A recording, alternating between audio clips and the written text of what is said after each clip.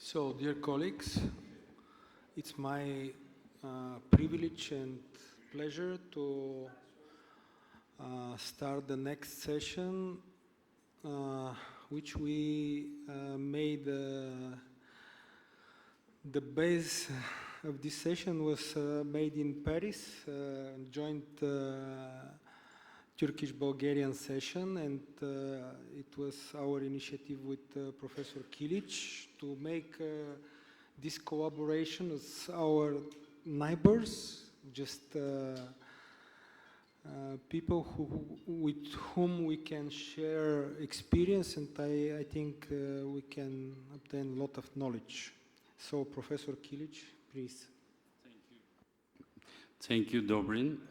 First of all, I want to underline that on behalf of Turkish Society of Cardiology and Turkish Working Group of Interventional Cardiology, we want to thank you very much to the President, Dobrin Vasilev, and to the Executive Board of Bulgarian Society of Interventional Cardiology for their kind invitation for this important interventional congress. We are very pleased and thank you for the hospitality. And I think this will be the start of the long-term collaboration. And also we are waiting our neighbors to our country also for our interventional meeting. Thank you. Thank you so much.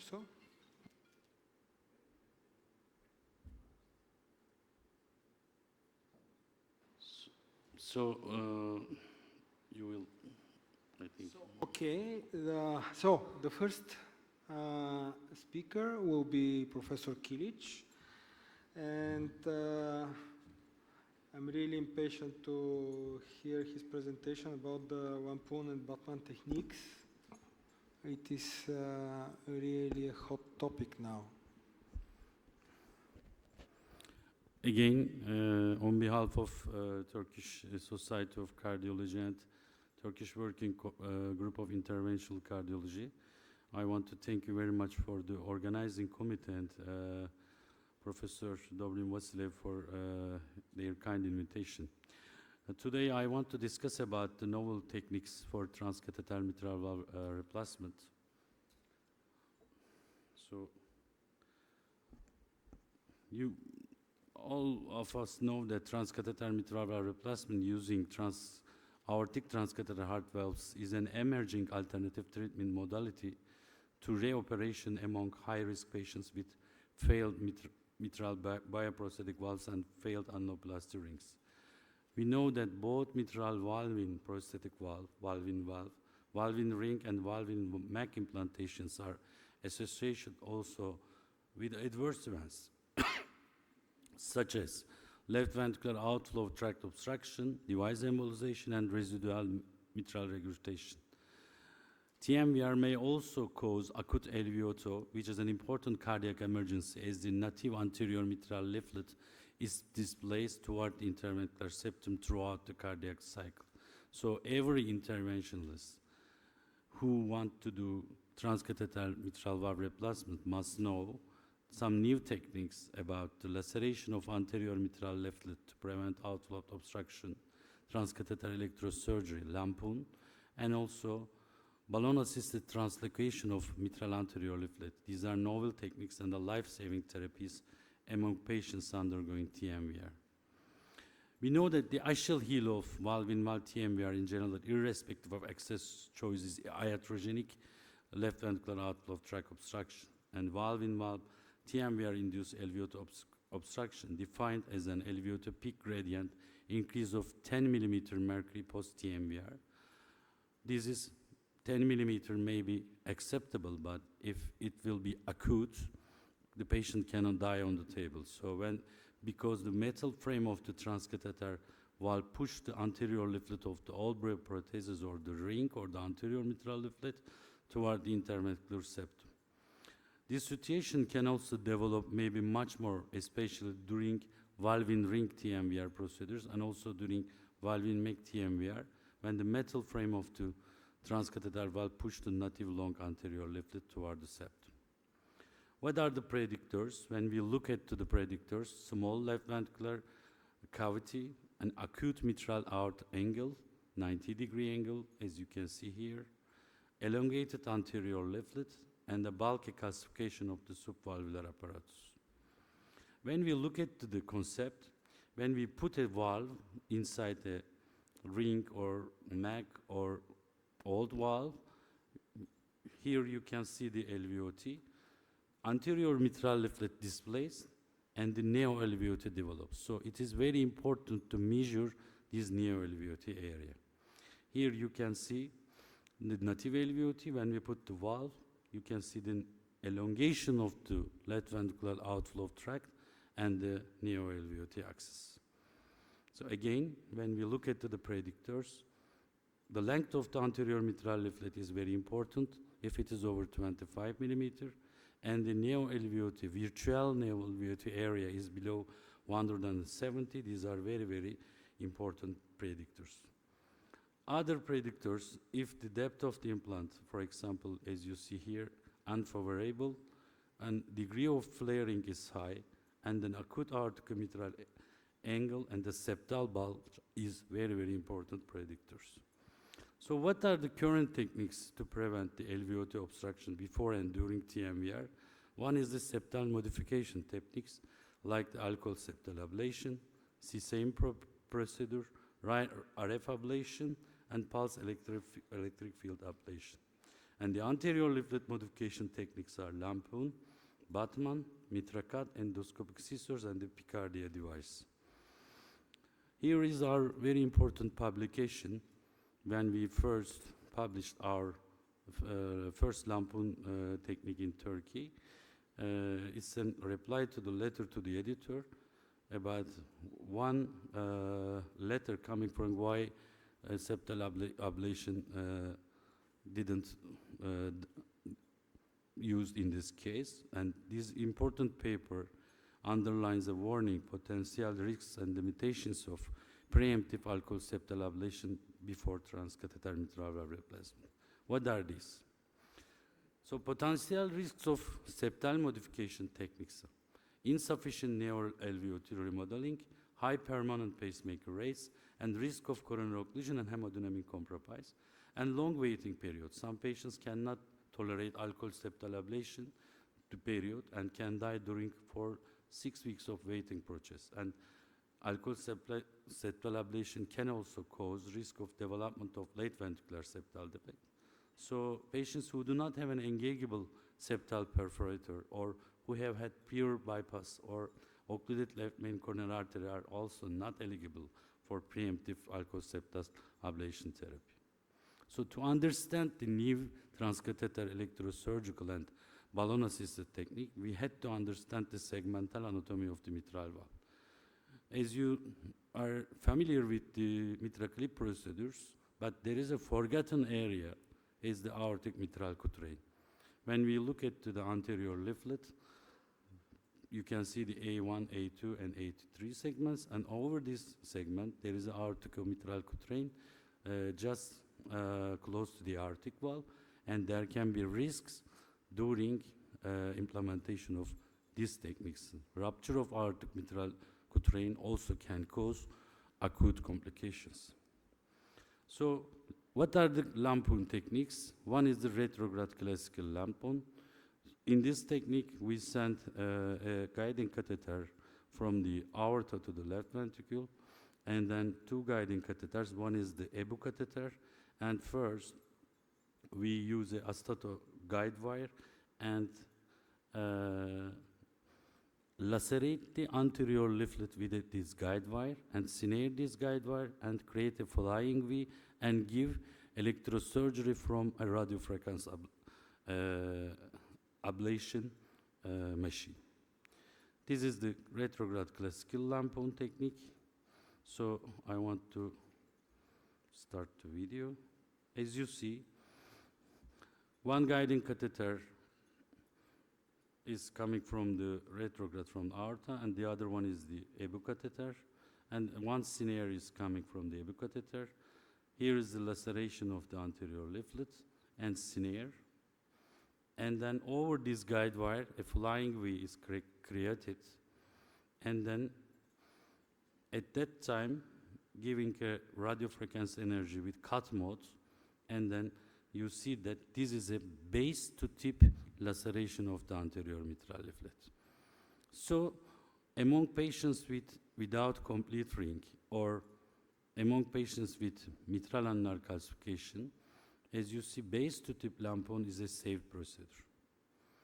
You can see that without lampon, you can see the obstruction, but with lampon, you can see that the obstruction risk is very, very low.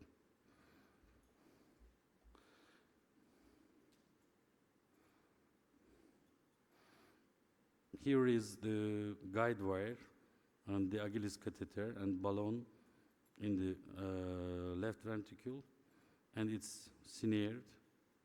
And an arteriovenous wire is created, and then two guiding catheters are coming. As you see, wire traversal is here, and then it is snared.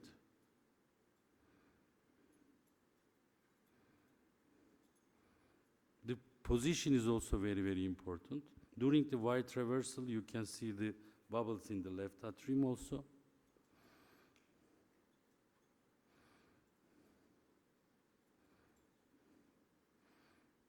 And then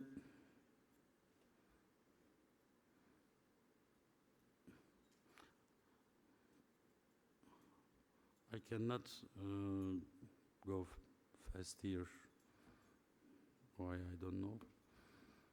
And after the laceration, balloon catheter were term wire, and after the anterior leaflet laceration, an adverse valve is put in an incomplete ring. So this is safe because it is base to tip. This is an anterograde simplified base to tip lampon. Two guiding catheters are coming from left atrium, two deflectable sheets. From one sheet we use the astato guide wire, and from the other sheet we use the snare and snare the astato guide wire, and then forms a flying V, and then give the laceration. Tip to base lampon is relatively an easy method compared to the base to tip lampon, but there are some limitations of tip to base lampon. In complete rings or complete valves, we can use the tip to base lampon. However, without complete rings or TMVR, we don't recommend to use the tip to base lampon procedure. Rescue lampon is also another alternative procedure, like we did in the tip to base lampon techniques. Again, I want to remind the segmental anatomy of the mitral valve, and here are the rings or valves. As you see, some of the rings are complete and some of the rings are incomplete. For the complete rings, we can use tip to base lampon, but for the incomplete ring or TMVR procedure, it's better to use the base to tip lampon procedure. Batman is a new method, as you know, that similar to the wire traversal. Instead of a creation of a flying V, a balloon can be sent through this wire and inflated. At the same time, the valve is ready, and then here you can see the balloon.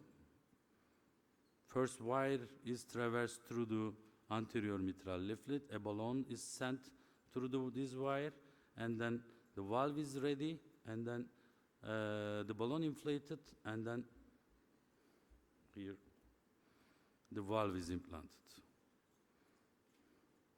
But if it is uncontrolled, balloon-assisted translocation can also cause aortic mitral quatrain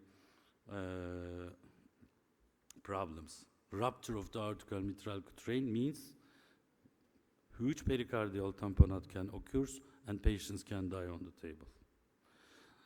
So let me show you two cases. This is a 70-year-old woman, mitral rig replacement, complete Medtronic profile 3D in 2017. Patient hypertension, chronic obstructive lung disease, chronic kidney disease, heart failure, 2 acute pulmonary edema attacks in 2020, chronic atrial fibrillation, and calculated logistic Euroscore was very high, and STS and the Euroscore 2 is very, very high. As you see, look at the length of the anterior mitral leaflet, severe central regurgitation, restricted movement of the posterior leaflet, small left ventricular cavity, long anterior leaflet, and also para-ring leak at the posterior region. You can see the color Doppler T here. So patient has severe central regurgitation, restricted movement of the posterior leaflet, small left ventricle, long anterior leaflet, and the anterior mitral leaflet length measured from leaflet tip to base of the endoplasty ring was 30 to 31.5 millimeters confirmed at different T angles. It's a very long anterior mitral. And the CT findings show perpendicular and very unfavorable aortocomitral angle and prominent interventricular septum. So our heart team's decision was to do lampoon and transcatheter mitral valve ring in this patient. Gated CT before lampoon procedure, as you see, very unfavorable aortocomitral angle, large septal bulge, and here is the virtual modeling of the 26 millimeter MyWall deployment and the predicted neo-LVOT area. It's very, very important to measure the neo-LVOT before transcatheter mitral valve replacement procedures. If it is below 200, in some publication below 170, there is a clear risk of LVOT obstruction. So here, as you see, we put an Achilles sheet in the left atrium and then send the balloon and smeared the thermoguide wire, and then we did the rendezvous technique here, and then measure the middle of the astotoguide wire outside, created the flying V here, and sent the flying V. And here is the moment that we rupture the lacerate the anterior mitral leaflet. As you see, it's a complete ring, and we made the tip to base lampoon procedure. As you see here, after tip to base lampoon procedure, you can see the amount of the regurgitation. And under intra-aortic balloon pump, although the patient's hemodynamic status was well, we put an intra-aortic balloon pump just prior to the procedure and sent the 26 millimeter MyWall valve.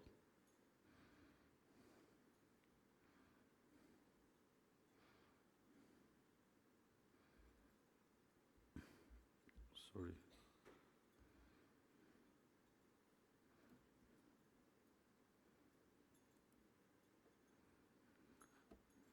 And make atrial septostomy and sending the MyWall valve. And compared to the adverse valve, MyWall have some advantages, because you crimp the valve outside inside the balloon. If you cannot pass through the septum, for example, you can pull back the valve inside the sheath and reuse the valve also again. Here is the moment that we inflate the valve.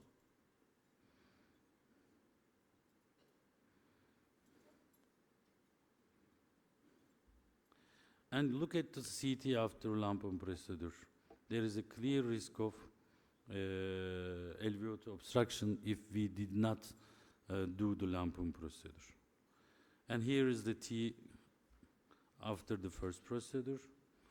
And as you know, there was a para-ring paravalvular leak, and if after putting the MyWall valve inside the ring, the regurgitation increased across the paravalvular leak. So we did the transcatheter paravalvular leak closure in this patient. And then here you can see the final T. This was the first lampoon procedure in Turkey, and the first tip-to-base lampoon procedure outside the United States, and first lampoon case before MyWall replacement in mitral position.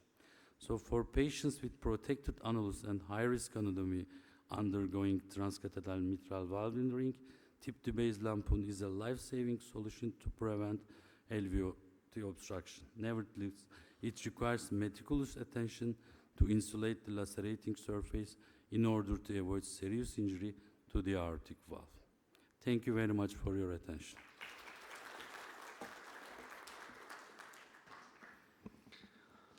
Thank you so much for this really excellent presentation. It is fascinating for me. Actually, these are the first cases for me for lampoon technique. So, questions, comments?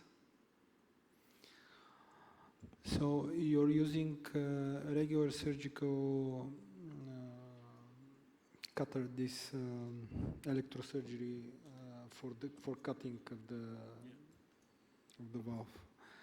We used the, it's actually in the publications, it's everybody is using Medtronic Valley Lab.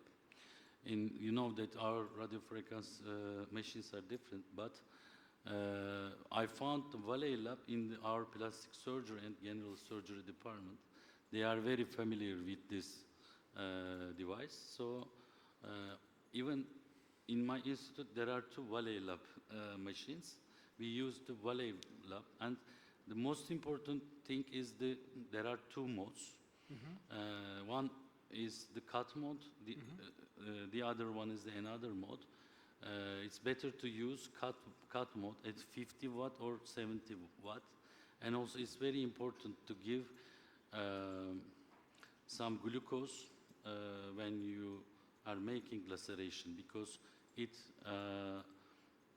facilitates both insulation and the laceration. I see. Okay. Professor Trendafilo? Excellent presentation, thank you. I have a short question. Do you close the atrium septum defect after valve implantation? Yeah. Because you used venous approach for mitral position. It's a very good question. This is similar to the MitraClip implantations, as you know, but compared to the MitraClip, we are using actually Atlas balloon for the dilation of the interatrial septum. If it is, for example, the valve was implanted by transatrial approach by the surgeon, the Atlas gold balloon is very, very useful. But in some cases, for example, if you see some acute deterioration, especially desaturation and a huge atrial septal defect, it is better to close with ASD device. But if you don't enlarge the atrial septum so much, I think that it is also very useful for to decrease the left atrial pressure to the right. In that cases, we don't close the ASDs. But in this case, we use Atlas gold balloon, and there was a very huge atrial septal defect, and we saw some desaturation and closed the atrial septum. Yes, absolutely. Thank you. Hi, do you use any insulation on the wires that are in the guiding catheters, or it's just the wire in the catheter? As you know, some piggyback wire converters are used, especially in the United States. But it's a wire converter, and it makes also insulation, but we haven't got, in the European region, no piggyback here. So instead of piggyback, we use some Navicross or fine cross, and then give the glucose across the two fine cross or Navicross catheters. It also helps to lacerate the anterior mitral leaflet. Thank you. But it is not valid for all cases. So, I mean, you can also lacerate by only the guide wire, but it's very important to denude the guide wire from both sides. When you create a flying V, you had to denude it with some bisturi and some knife. So it facilitates the insulation. And the other thing is, to denude the distal part of the acetoguide wire. One part is, coming from here and the other part here. Denuding the flying V and denuding the two parts of the wires are very, very important.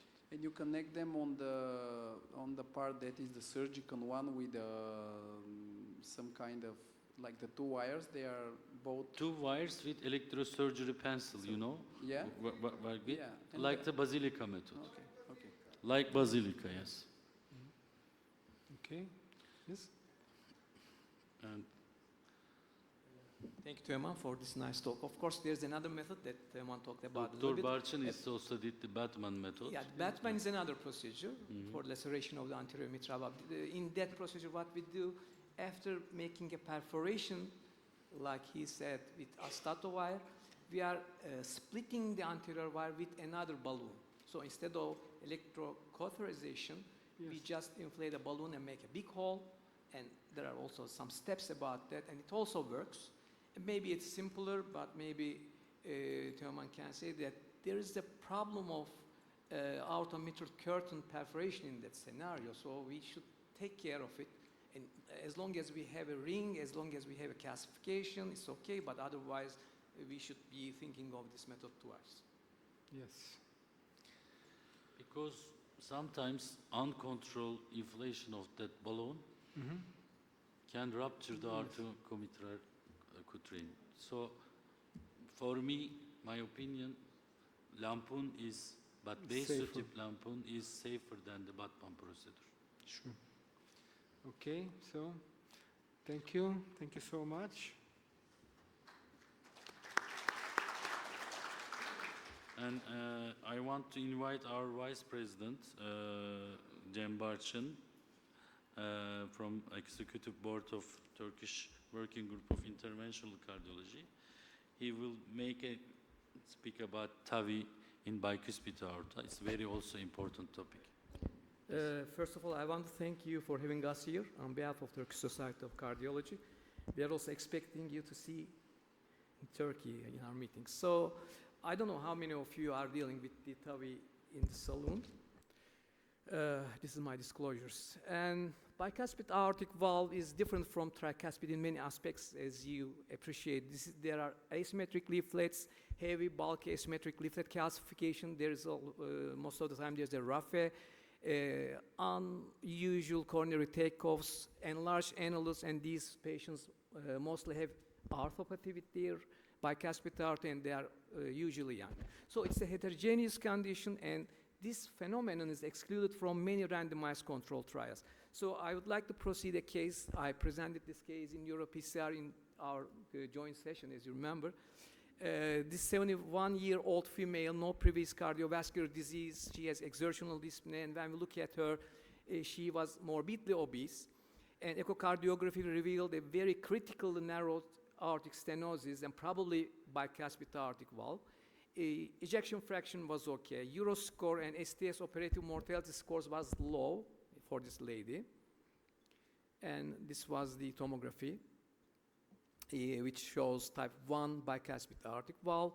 The other factors are okay, including the aortic diameters, aortic angle, coronary takeoff heights. All of the other things were favorable for the TAVI. So I don't know how many of you are dealing with TAVI, but what would you offer for this lady? TAVI or surgery? Who said TAVI? No one? TAVI, okay, we are cardiologists. So in reality, unfortunately, we don't have any randomized controlled trials comparing TAVI and surgery in these cases. But there are trends as the experience and the valve technology improves. The bicuspid cases are also improving. And in this nice paper, Barbante et al. Showed that as we move from the older device to newer device, and also with the experience, of course, the death rates, pacemaker rates, paravalvular leak rates, as well as 1 year all-cause death decreased with the newer devices. The only thing that did not change was the stroke, which was about 2% almost in all of the registries. So we should be keeping in mind. The only randomized data is coming from Notion 2 trial. This is a small trial comparing TAVI and surgical aortic valve replacement in young patients, relatively young patients. Among 370 patients, just 100 of them was bicuspid. Bicuspid was not excluded from this trial. And when we look at the data, there was no any difference between the composite endpoint, death, stroke, rehospitalization, etc. But when we look at the stroke, there was a considerable amount of difference, about 4%, which is not low for stroke. Stroke is a very important complication.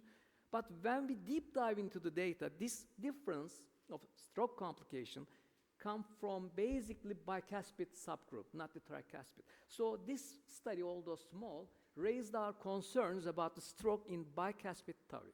But of course, obviously, this study was small, underpowered, and there was no any standardization, no core lab. The valve choice was at the discretion operator. We should keep in mind.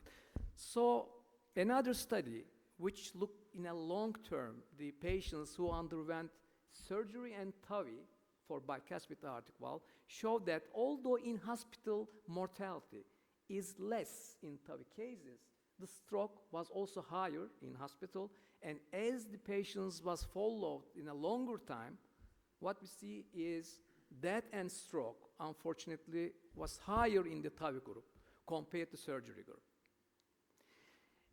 As we don't have randomized controlled trials, we should know the results in the surgical cases and compare and think the cases in that manner.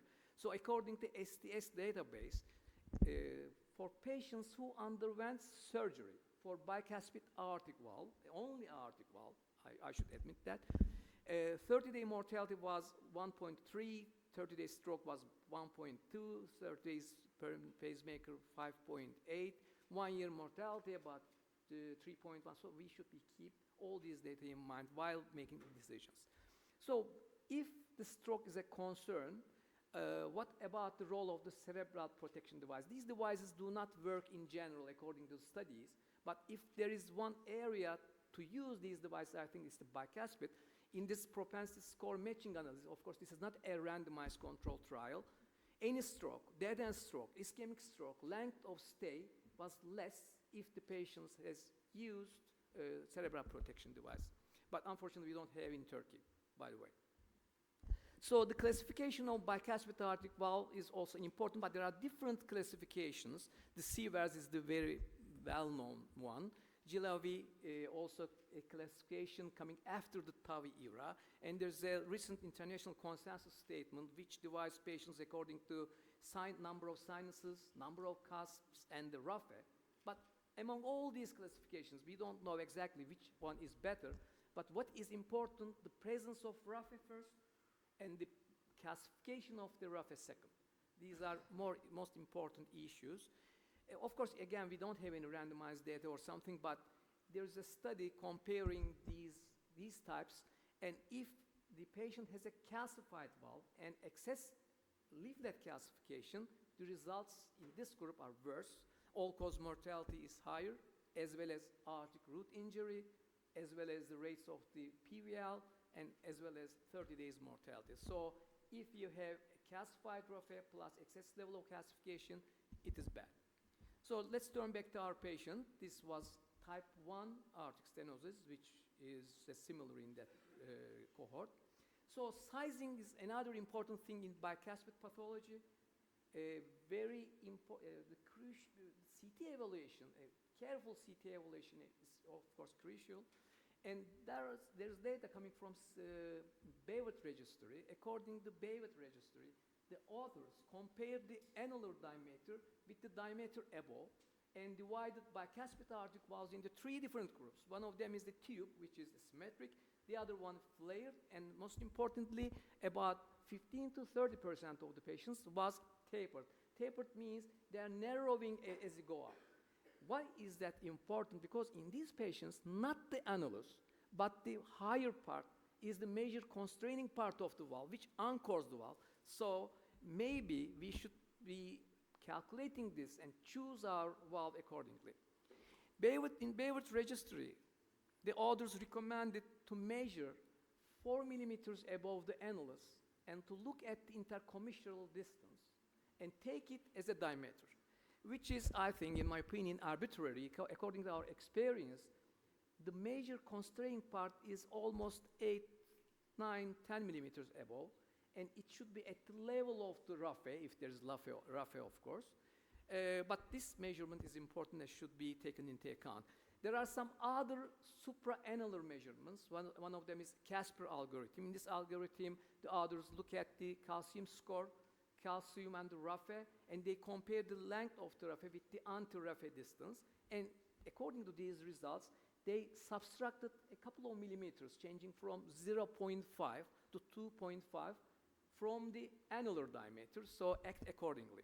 And another method is the LIRA. The authors trace in the LIRA method at the level of raphe again.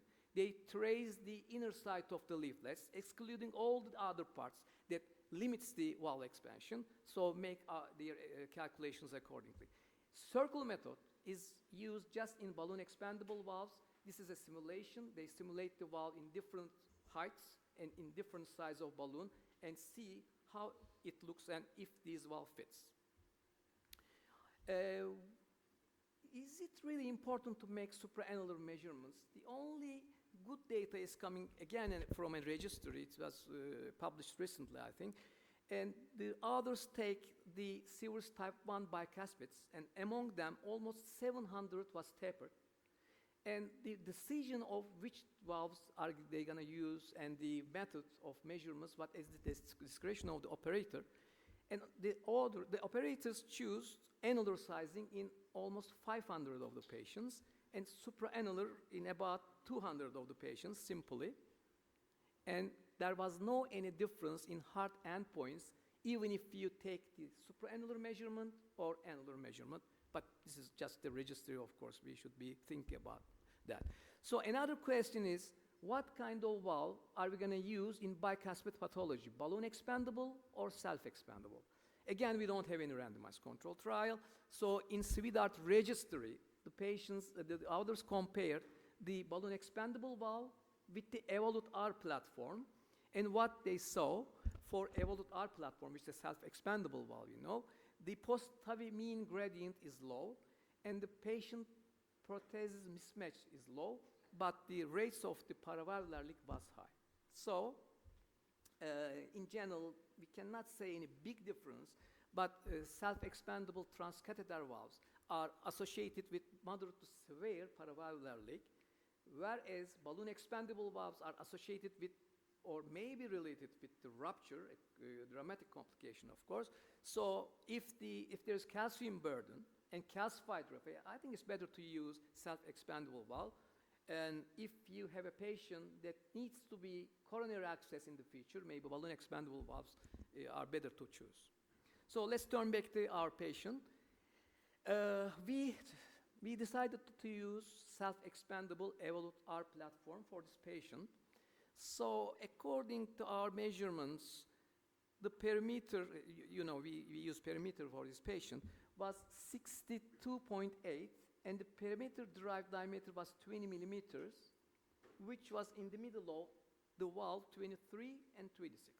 I don't know which one of the valves you would choose.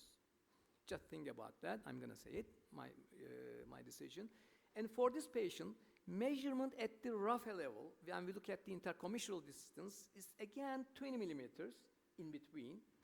But when we look at the other measurement types with LIRA and the Casper, the diameter was less than 20, which favors to use 23.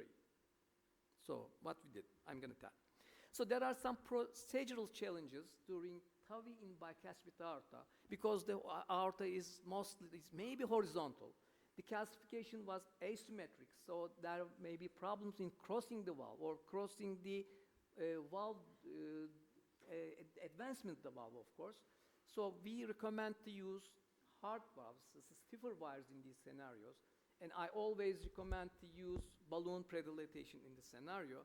This is a case of us, a bicuspid aorta type 0, in which we, after ballooning, we were unable to cross, and then we used 2 backup Myers, and also we get the pictures from 2 different pigtails in order to see the borders, and we managed, you see the two different catheters for marking, and then we were able to deploy the valve in a good manner. And then echocardiography revealed no any paravalvular leak. The gradient was okay.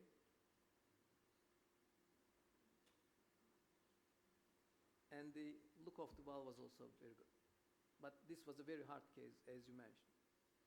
So let's turn back to our first case, the 71-year-old female. First of all, we choose 26 millimeter aortic valve.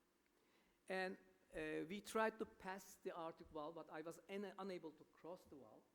We changed the operator, and no one could manage it. We tried different catheters, different maneuvers, different wires, but we were unable to cross it. So we decided to go from septal, and we made a septostomy and crossed the valve from left ventricle to aortic side with a noodle wire. We snared the wire, and then the other steps of the procedures was proceeded in a normal manner.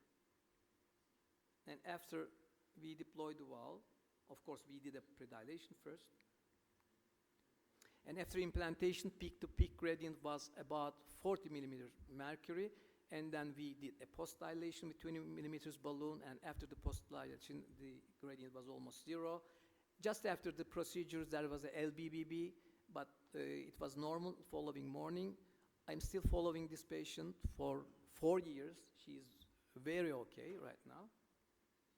And as you see from these graphs, the calcified raphe has not changed. Although we could push all the calcification on the other side, the raphe did not change. So the raphe, especially if calcified, as the data mentioned, is the major resistant part we should take care of. And aortopathy is another problem. There are two types of aortopathies. Almost 50% of these patients have some kind of aortopathy. Aortopathy may be in the ascending part or the root type. In the ascending part, these are mostly related to aortic flow patterns, not a genetic tendency, but the root phenotype is mostly genetic, and the enlargement continues even if you send the patient to TAVI or the surgery. Of course, these patients, if the aortic diameter is more than 45, these patients are supposed to send to surgery, but we have some important questions for patients who are unable to undergo surgery. So in conclusion, we need randomized control trials. Current data are mostly biased, unfortunately. Medical evaluation of CT is crucial for efficacy and safety of the procedure. Tailored approach in light of data and experience is needed. Intermediate and low-risk patients with complex anatomy are suitable for surgical procedures, and as ESC 2025 guidelines stated, TAVI may be considered for the treatment of severe bicuspid aortic valve in patients at increased surgical risk if the anatomy is suitable. Thank you.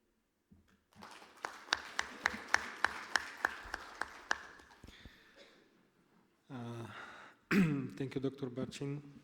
Impressive presentation. So, questions, comments?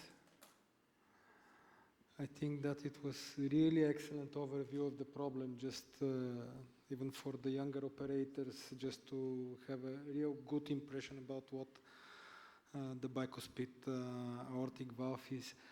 Do you think that we need dedicated valve for bicuspid pathology, because this is probably a different type of disease? First of all, this is not a homogeneous condition.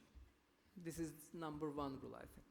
So as long as you have a calcified raphe, what we see in this case and in the other cases of according to our experience, if we have a long calcified raphe which extends more than 1/2 of the diameter, we should be away from TAVI, first of all.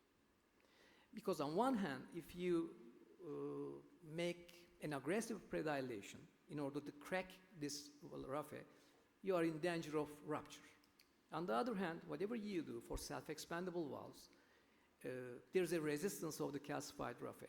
It may be, I didn't show it, but we have a case, we were unable to crack the raphe, but we could bend the raphe.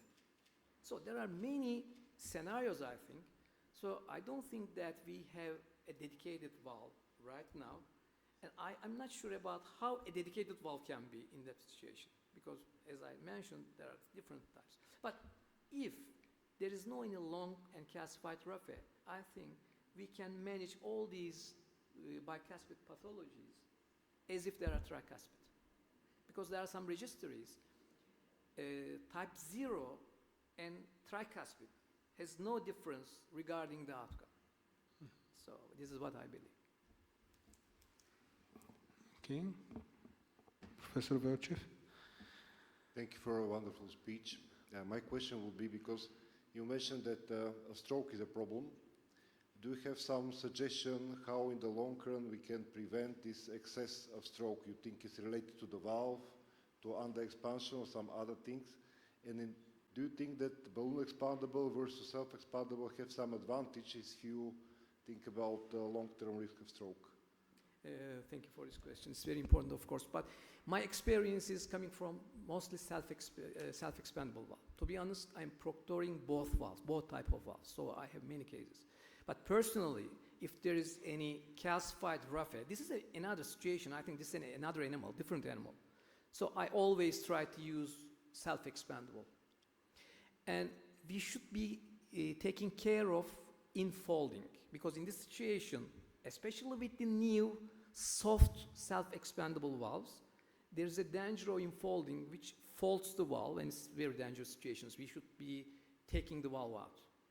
And the only self-expandable valve, according to my experience, is Evolut platform, because the radial force of this platform is higher compared to all other platforms. If you are managing all the other types, you can use balloon expandable or self-expandable. And regarding stroke, there's no any difference between two valves. But all these data are coming from non-randomized data. These are just registries, propensity score matching analysis. So what can I say? Okay. Professor Kilic? As you know, in the new guidelines, the patient age down to 70 years old. This is good for the TAVI operators, but bicuspid aorta can class 2B indication. Why? Dr. Barchin clearly summarized the bicuspid anatomy, such as these patients have elliptical annulus, risk of development of paravalvular leak, high risk of rupture, especially when you use the classical balloon expandable valves. But maybe you can make also some comment. The new generation, for example, I know that you are also using my wall valve, have intermediate sizes. So sizing is very, very important. I agree with you, but this intermediate size also can be very useful for the balloon expandable platform.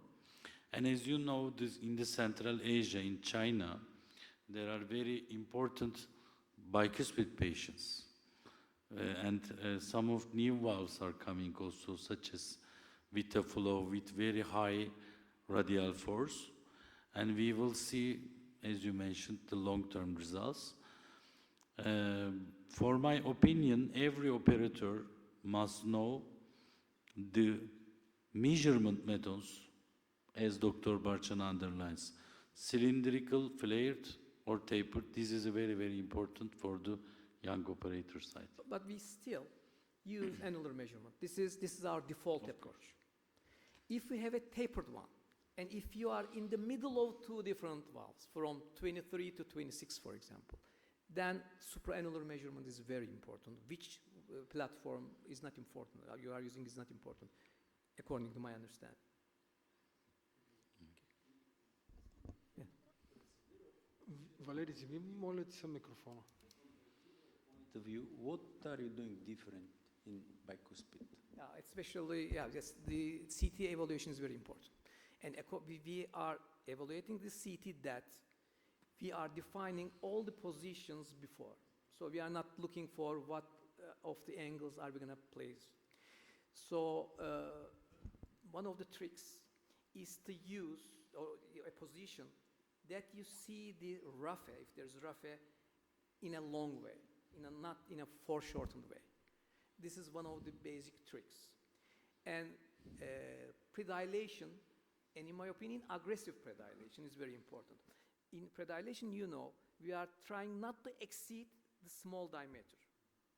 But in these cases, I'm trying to be in the middle of small diameter and average diameter. So aggressive predilation is must, but we should be very careful about it. And using stiffer wires, especially in horizontal aorta, is crucial for me. So I'm trying to use backup Meyer.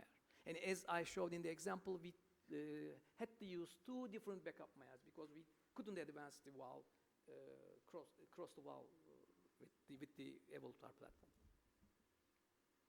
Thank you. Clear enough. Okay. Thank you, Dr. Barç.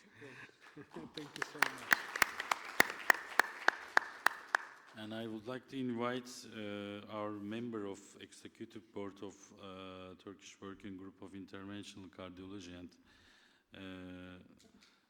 Structural Heart Intervention Group, Professor Eser Durmaz from Cerrahpaşa Faculty, and he will talk about my approach to PCI in coronary calcific lesions. Hi, I'm Dr. Eser Durmaz. It's my pleasure to be here. Thank you for your kind invitation. Okay. I guess this is not working.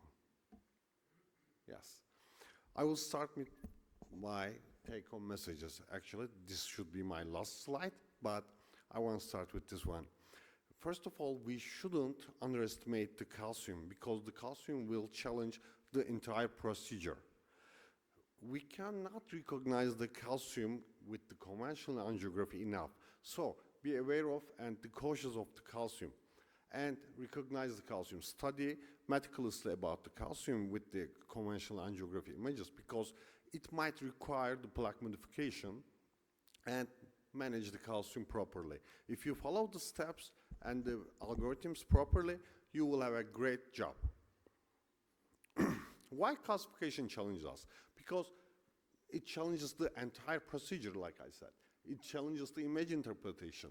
With the CT, it causes blooming artifacts. In conventional angiography, eccentricity causes the underestimation of the lesions.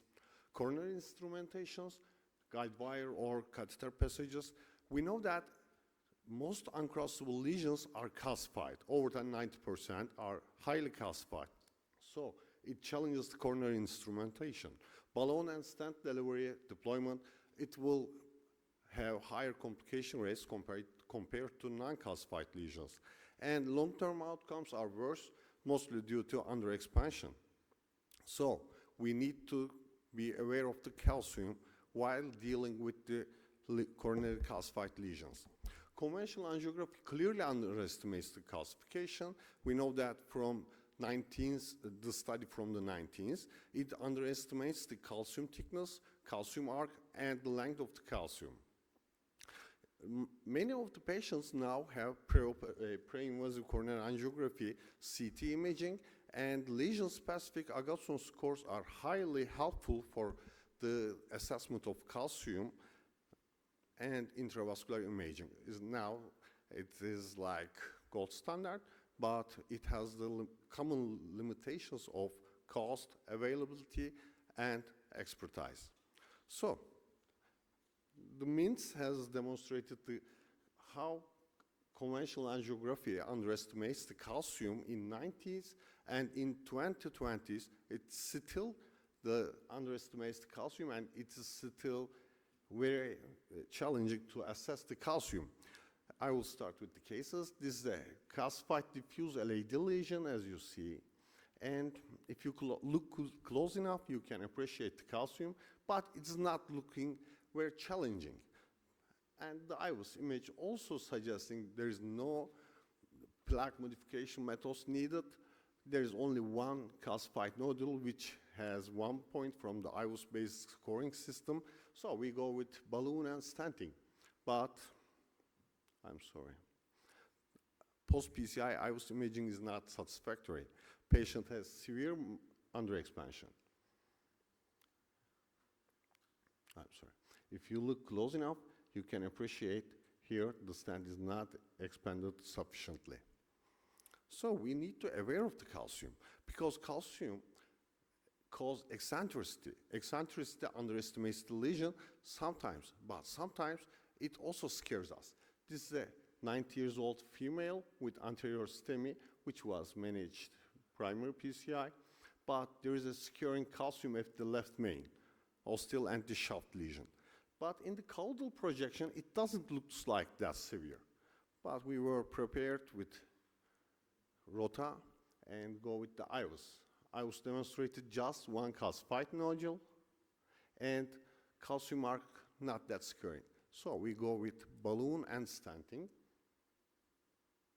It's not a high-risk procedure compared to plaque modification methods, and patient is we have a good result, patient is fine, everything is okay. A very good expanded stent, there's no malposition, no dissection. So, coronary instrumentation, as I mentioned, over 90% of the uncrossable lesions are heavily calcified. This is a LAD lesion. As you see, there is a microchannel in here. This is a microcatheter uncrossable lesion. We couldn't pass with the microcatheter, so we go with the rotawire, and after 18 rota atherectomy, we managed to pass the distal part and stent it. So, which plaque modification methods should we use? We have a wide spectrum of tools, including NC balloons, super high pressure balloons, scoring balloons, cutting balloons, IVL, and atherectomy devices. But as the complexity of the method increases, complication risk also increases, and which requires severe expertise. When should we use the plaque modification tools? We have two scoring-based systems based on intravascular imaging. One is with IVUS, one is with OCT, but everybody should know about that. But I believe both of them has its own limitations. Due to echo shadowing, IVUS cannot assess the calcium properly. It cannot assess how deep is the calcium. It cannot assess how thick is the calcium. And OCT, in tight lesions, you cannot have enough blood clearance, so the imaging with the OCT is highly challenging. And in the OCT-based scoring system, there's no role of calcified nodules, which is highly challenging in calcified lesions. This is the IVUS and OCT imaging of the same patient. You can see how OCT can clearly delineate the borders of the calcium, deep calcium, superficial calcium, thick calcium. You can see every part. But in IVUS, you cannot say this is a deep calcium or this is a thick calcium.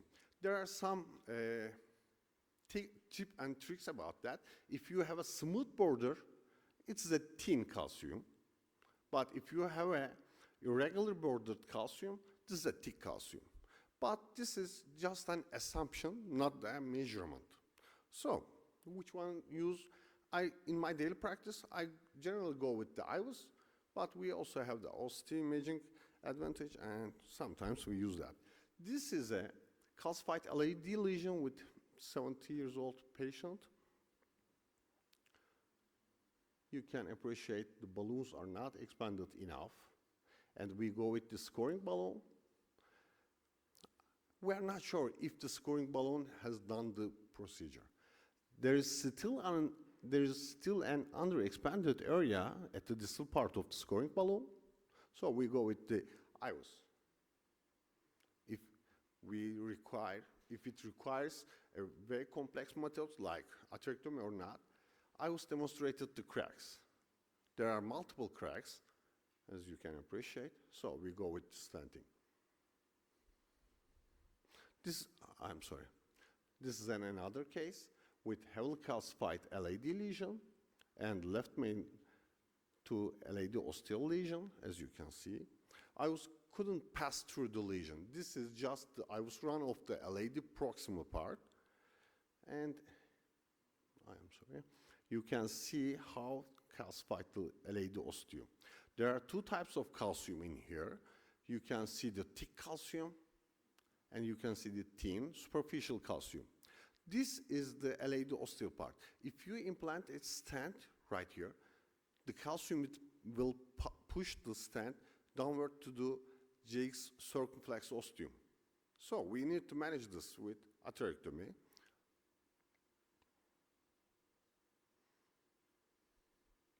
And it was a good run.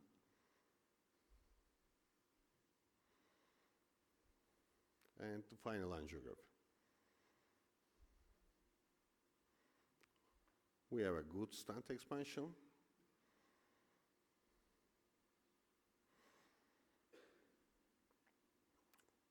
My take-home case is this one. I want to warn everybody. This is a severely stenosed right coronary artery. There is no calcium with the conventional angiography. We go with the balloon. The balloon is not expanded. Then a higher balloon, still not expanded. A scoring balloon, still not expanded. Never stent and lesion without a good balloon expansion. Never.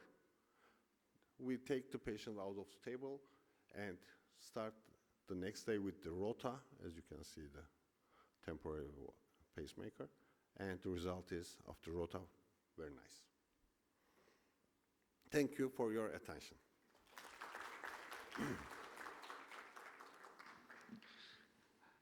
Thank you, sir, for your presentation. This is, I think, important topic for every interventional cardiologist because probably not everybody are doing structural heart, but everybody are doing coronary intervention. So the messages are very strong, and it's good that you start with the core messages about the calcium.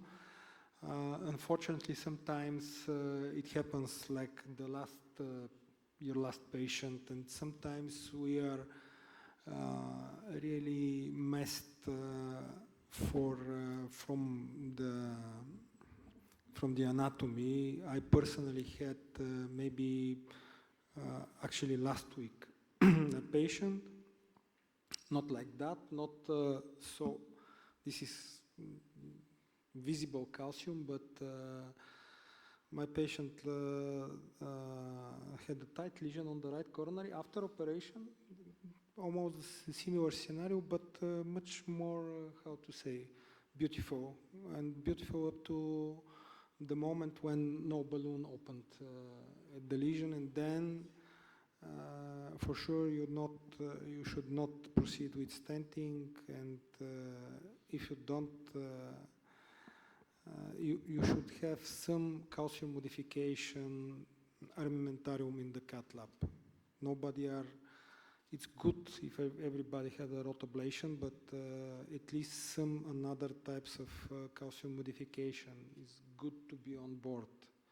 The problem is when nothing passes, because sometimes it happens, and the operator should be prepared, and some kind of intuition is useful. Valery, I see that you're impatient. If the balloon is not opened, is not expanded enough, yes, the worst thing you can do is stenting that. Because after stenting, you don't have any option. Just IVL, but IVL balloons are bulky balloons. They might not help you. Sure. Please. I mean, imaging, okay, Yeah. we all agree, but I would say in more than 30% of cases, you cannot go with an imaging device. Yes, this is And this is something we should keep in mind when we are starting. Probably CT is the choice for these patients, but it is difficult because we are not familiar with CT and how to interpret them. Our colleagues, the CT owners, let's say, they don't have the idea too.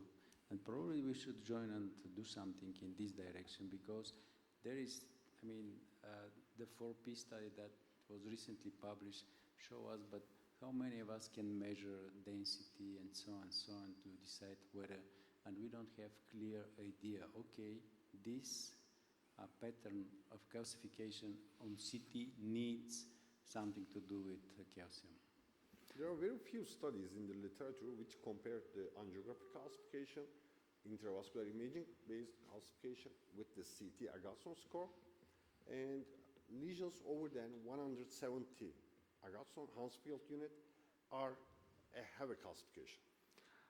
Actually, In the current area, the CT softwares gives the vessel-specific Agatston score in the reported page, but they do not provide us the lesion-specific calcification. actually, Dr. Mileva can tell much more about the CT and calcium. But first one, to have a CT imaging of calcium, you need a very good protocol. You need proper training of the people who are doing CT. And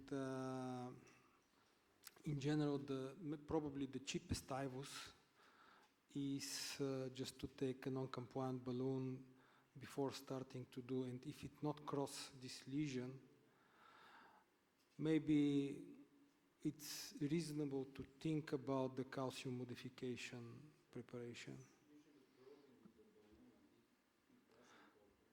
No, if it doesn't cross.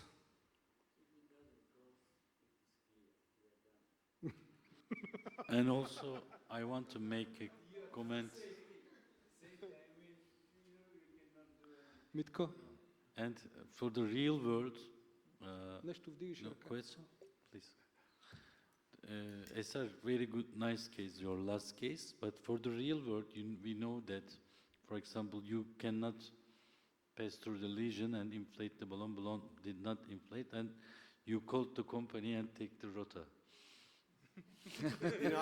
We have the privilege of we have the on-site rota. Everybody have no on-site rota, as you know. Definitely. And before the, I want to make some comments. At the old times, for example, some scoring balloons, etc., non-compliant balloons. But nowadays, I am seeing from our young colleagues that they are using so much non-compliant balloons.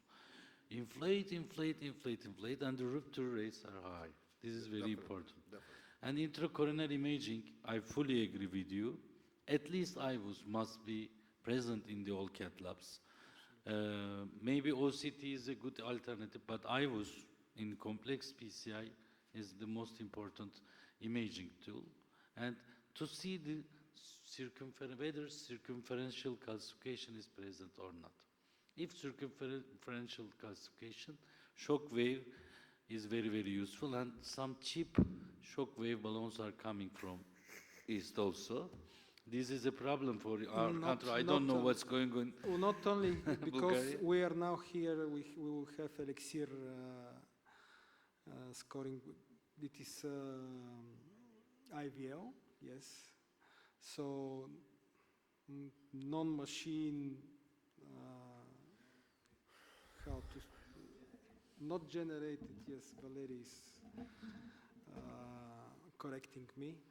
But because we made 2 or 3 cases already with the elixir balloon, which is inflator. It inflates like a regular balloon. I don't know. Do you have experience with this? Elixir, well, Yes. it's On good. the dynamics. It's good, and for passing through the lesions, da. and Lytics also balloon. Ruijin, maybe from Ermo, but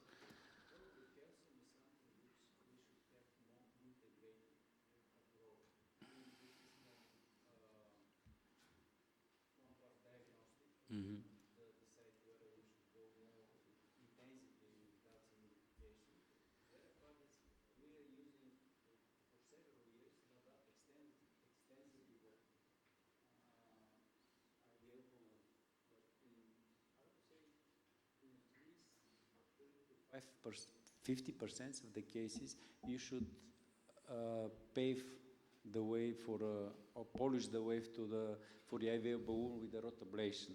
And after that, there are other cases in which we go with the rotablation in bigger vessel, but these vessels are still undilatable, and you should go with IVL balloon in order to dilate these patients. Definitely. And when I see this dominant tape right coronary Yeah. artery, I always afraid. Something will occur. In my speech, I told about study the calcium. I want to talk about this case. As you see, this is not a diffuse case. This is a focal disease with calcification. This is probably calcified nodule. I know that this is a calcified nodule, but when I saw the images, I told that this is a calcified nodule. Because as you know, the calcified nodules are mostly located at the mid portion of the right coronary artery. And as Professor Teoman said, if you push this calcium with NC balls over than 20 millimeters mercury, you can cause the rupture. And after the rupture of a calcified lesion, it's a nightmare. You cannot cover stent. Because, yes, crossing is, This may be a very good take-home message for the young colleagues. yes. Excuse me? Yeah, Okay. definitely.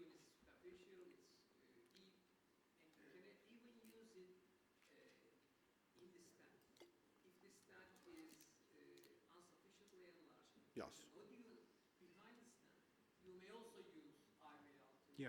IVL works in Good every point. case Yeah, absolutely. if it passes the lesion. Yeah, as you know, it's a bulky balloon.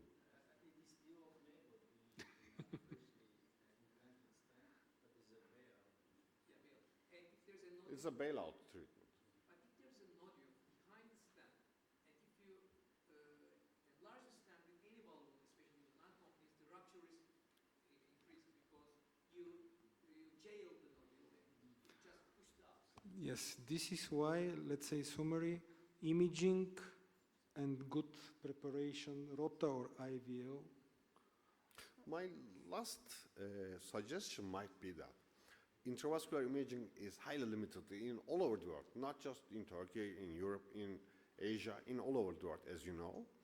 When you see calcium at both sides of the vessel in conventional angiography, it requires intravascular imaging. But if you see the calcium at just one side, you can go with the balloon and see if the balloon is expanding or not. Very good practical hint. Thank you. Okay, so thank you so much. We are just in time. We really thank to you. And again, I want to underline thing, it's the time for the long-term collaboration. Thank you. Sure.